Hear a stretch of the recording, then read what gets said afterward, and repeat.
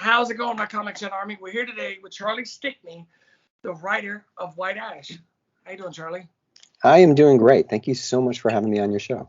Yeah, thank you for coming on. I think White Ash was one of the first books we've ever reviewed. Oh, I am honored to be back on the show and to have been part of your inaugural launch of your platform. Well, thank you. So you said before we got to recording that Kickstarter started on, not Kickstarter, White Ash started on Kickstarter. Yeah. So for me, I was a creator.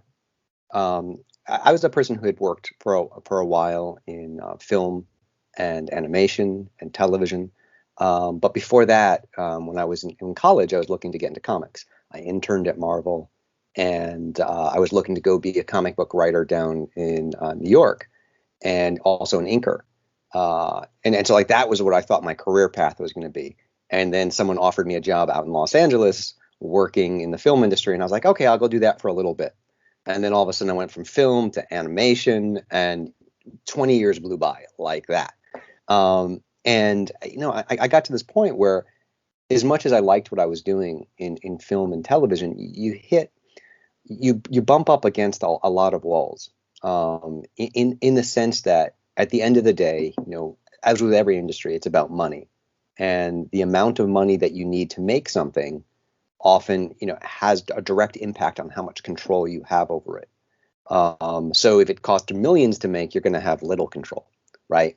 And so a lot of the things that I was looking to do, films, TV series, when you get into the development process, your original vision becomes so far, you just don't ever get to see what you're trying to make. I had a film that was in development at Revolution, and we went in with one thing, and they're like, well, rather than having two guys in their teens, could you make it one guy in his 30s? And it's, instead of it being set in New York, which is expensive to shoot in, could you make it a road trip and you're going to go across the country?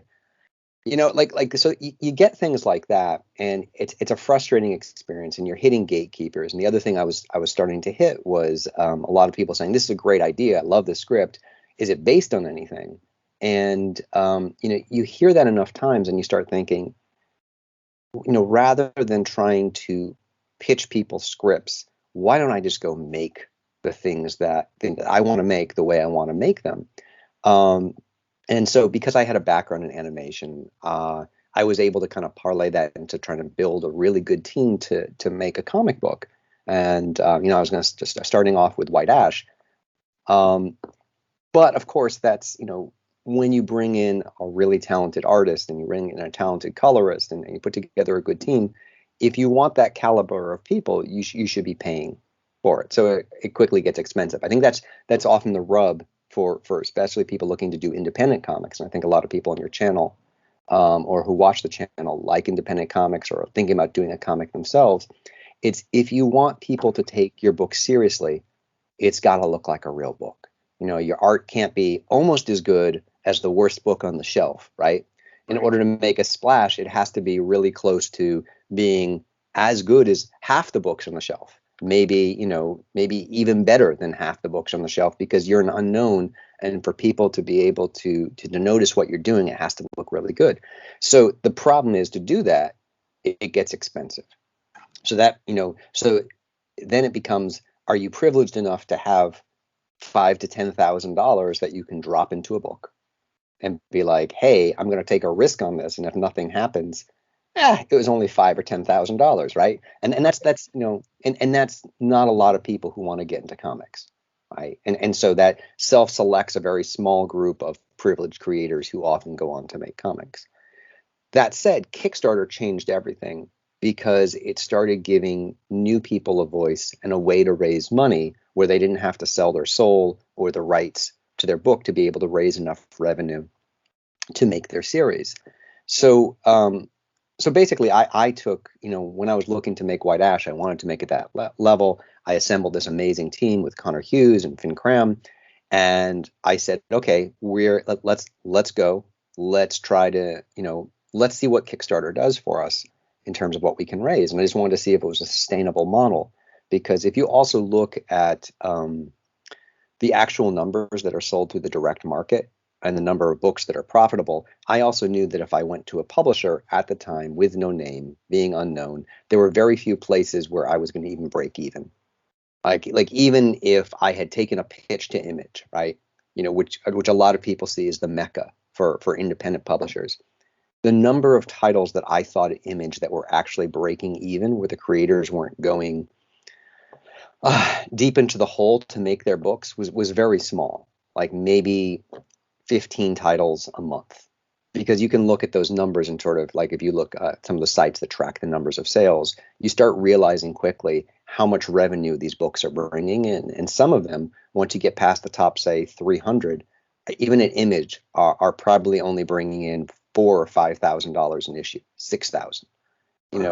Which, because again, it's also the price point that comics are sold at, how much the publisher gets back, and all of that is not sustainable for making a book. If you're looking to pay people enough money to make the book, and you're looking to get that talent, all of a sudden maybe you're looking, even as an independent, at $200 a page, right? Or $300 a page. So even if it's $200 a page and you're doing a 22-page book, that's $4,400 that you, as the creator, have to hope the book makes through the direct market, just so you can pay the artists. Not even talking about making anything from yourself. So doing all those math, that's what's kind of sent me to Kickstarter.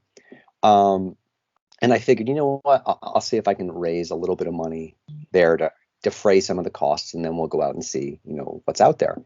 But White Ash hit really big on Kickstarter. And the first issue led to the second issue, which led to the third, which led to the fourth. And so all of a sudden I had a very profitable franchise that I was doing through Kickstarter. And by the time we did like the fifth issue, we had over 1,000 backers per issue that were coming in. And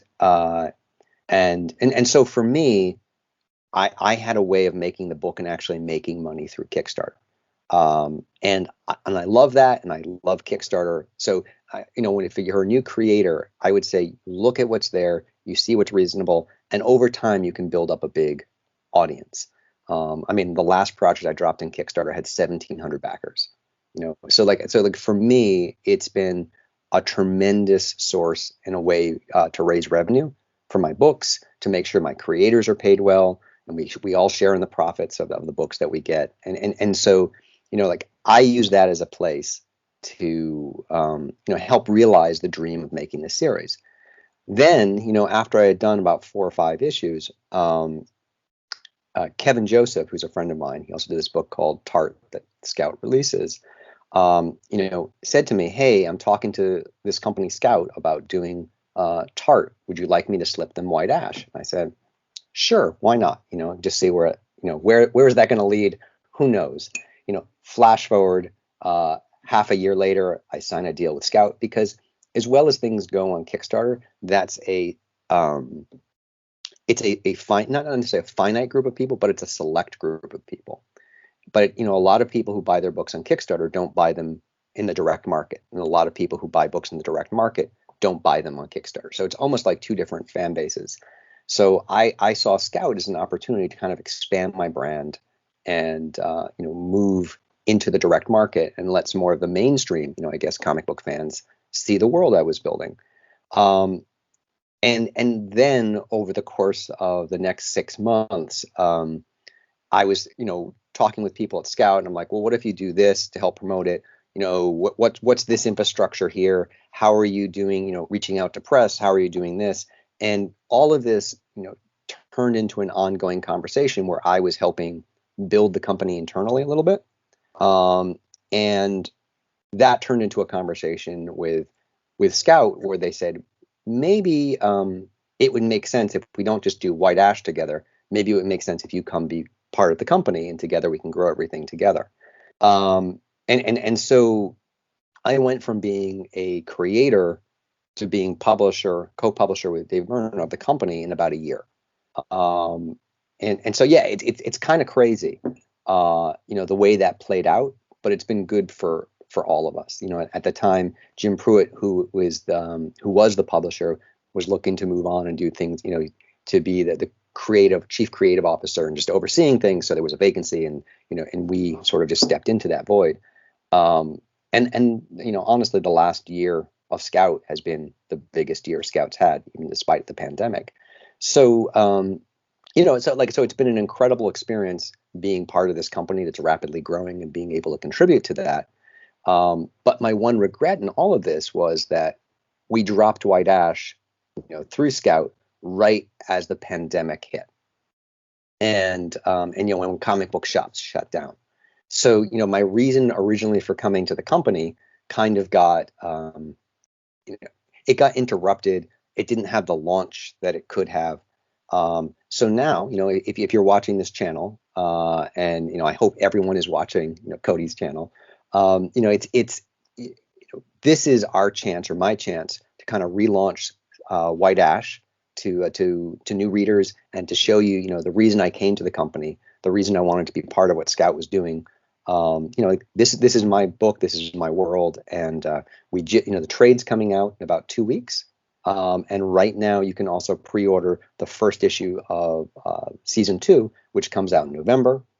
We got a great Jay Lee variant cover for that.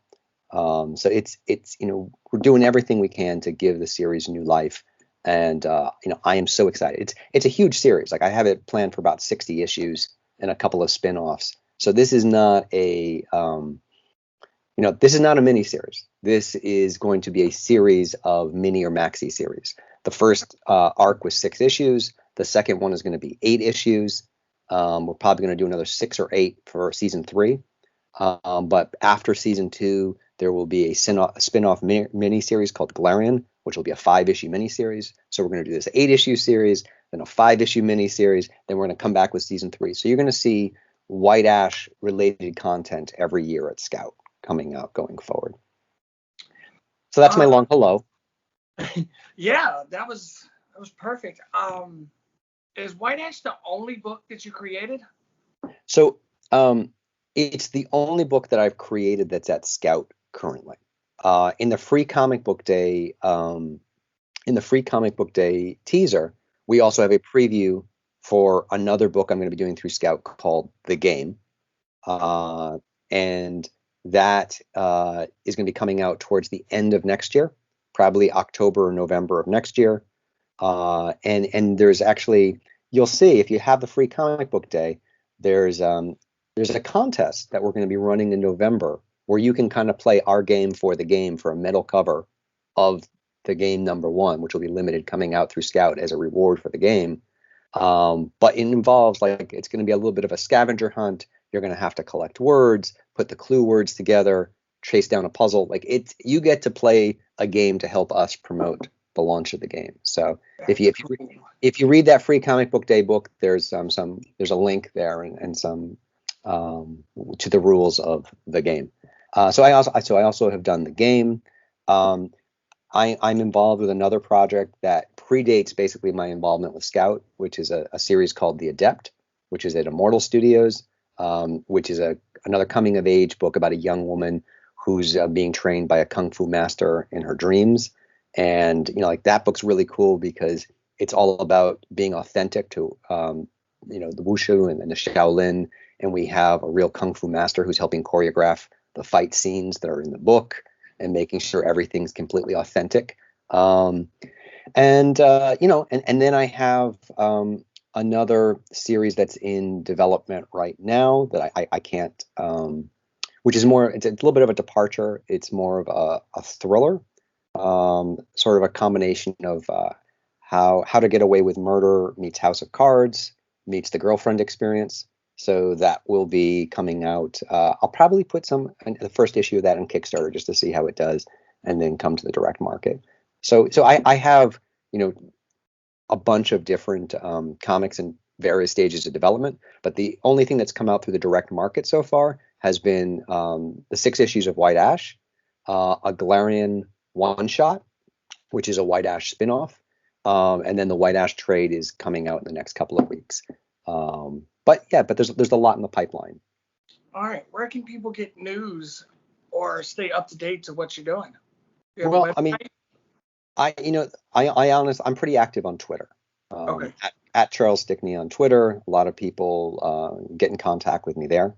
And then obviously through Scout, if people are looking to submit books, you can always contact me through Scout, or on Twitter. I'm always happy to chat with people if they want to talk comics or kickstarting or anything like that. All right. Really quick, do you have any book signings planned? So I'm in Los Angeles, and so that's where most of my signings are. I think, unfortunately, we're in a place right now where with the pandemic, it makes travel a little dicey, especially when you have kids like I do, and they're too young to be vaccinated. So, like you have to sort of weigh some of those costs. But I will be doing some signings. Like I was just at Golden Apple Comics last week for Free Comic Book Day. I'll be at Heidi Ho on the 18th signing the White Ash trade. I'll probably be doing a circuit around Los Angeles. So if any of your readers in Los Angeles, our viewers are in Los Angeles, they can find me there. I'll be at LA Comic Con in December, assuming that happens. I'll be at WonderCon in Anaheim in, I think it's March or April. And then I'm planning to be at San Diego Comic Con next year. I've had a booth there the last couple of years. And assuming San Diego Comic Con happens again, I'll be there. And then, like, I would say in 2021, 22. God, I can't believe time's moving so quickly here. Yeah. Probably second half of 2022, I'll be looking to maybe come out to Florida, maybe come to New York for New York Comic Con in 2022, but not in the next couple of months. I'm not getting on a plane right now. All right. Well, thank you, Charlie, for coming to talk with us. I appreciate it. Is there anything that you want to say before we go? Well, no, I mean, like, I just want to say thank you for having me on. I think, channels like yours are really helping get the word out on independent comics. I think they mean a lot to creators to come on the shows, and and the people who watch them. This is the way they get their comic news. They get to feel like they're in touch with creators. So thank you for doing this, and I hope everyone checks out White Ash. I mean, like I said, the trade's coming out, and it'll also soon be on Comixology, and it's actually on is coming to a lot of libraries digitally. So if your library does digital comics and you don't have a lot of money and you want to check the book out, go to your library. You can check out White Ash for free, and a lot of other Scout titles that are now starting to become part of the library's digital system. That's cool. Yeah, and not that any of your viewers would ever download comics digitally illegally, because I know no one does that. But I do want to point you to the library system, because it's a way to get those books digitally for free. And that actually does send some money back to the creators. So you, as the consumers, don't pay for anything, but the creators do get compensated. So if you're looking to check out a series and you're not sure, go to the library, check it out. And it's just a good resource to know that there are more and more comics that are coming digitally or physically to libraries everywhere. And by checking those books out, you actually are helping the creators. Wow. Thank you, Charlie. I guess we're going to go for now. All right. Thanks so much. Thank you. What? You mean you haven't subscribed to Comicchatauthority? Oh, come on. Subscribe already. What are you waiting for? It's no big deal. Like, man, don't forget to tell him to hit that like button. Yeah, that too. Just subscribe.